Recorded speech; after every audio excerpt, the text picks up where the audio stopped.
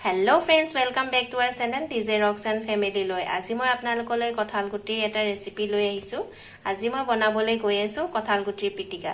তেনেহলে বলক এই ৰেচিপিটো বনাবলৈ কি বস্তু লাগে এবাৰ চাই লওঁ। ৰেচিপিটো বনাবলৈ আমাক লাগে কঁঠাল গুটি, নেমু, পিয়াজ, নিমখ, মিঠাতেল, জলকীয়া আৰু মান ধনিয়া। আপোনালোকে ইটো ধনিয়াও ইউজ কৰিব পাৰে। তেনেহলে বলক ৰেচিপিটো বনাবলৈ আৰম্ভ কৰো। আপোনালোকে কঁঠাল গুটিটো এনেকৈ গুছাই লব।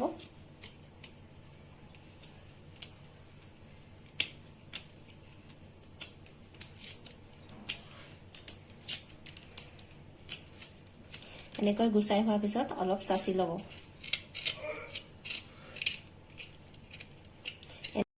এয়া কঁঠাল গুটি গুছাই হৈ গৈছে, মই ভালকৈ ধুই লম। এই আমাৰ সকলোখিনি বস্তু কাটি ৰেডি কৰি লৈছো।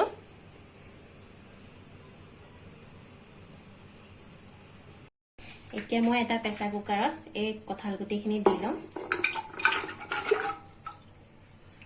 আৰু এটো মই দুটা চিটি মাৰি বইল কৰি লম।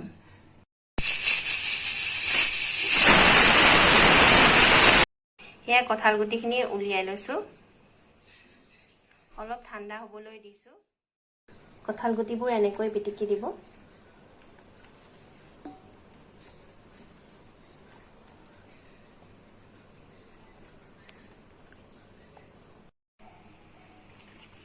এতিয়া ইয়াতে মই পিয়াজ দি দিম, ধনিয়া, জলকীয়া, নিমখ,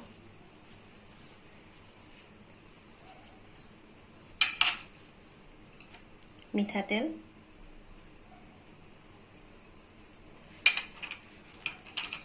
আৰু টেঙা চেপি দিম।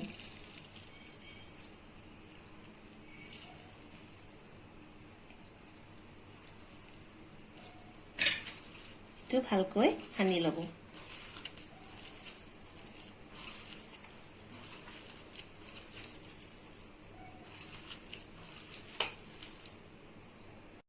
এই আমাৰ কঁঠাল গুটি পিটিকাৰ ৰেচিপি হৈ গৈছে। আজি মই কঁঠাল গুটি পিটিকা আৰু পইতা ভাত বনাইছো।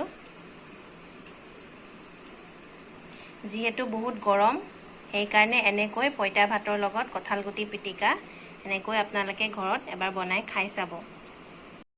থ্যাংক ইউ ফ্ৰেণ্ডছ ভিডিঅ'টো চোৱাৰ বাবে। ভিডিঅ'টো ভাল লাগিলে লাইক কৰিব, কমেন্ট কৰিব, শ্বেয়াৰ কৰিব আৰু আমাৰ চেনেলটো সাবস্ক্ৰাইব কৰি দিব। আৰু এনেকৈ নতুন নতুন ৰেচিপি চাবলৈ হলে তলৰ বেল আইকনটো প্ৰেছ কৰি দিব।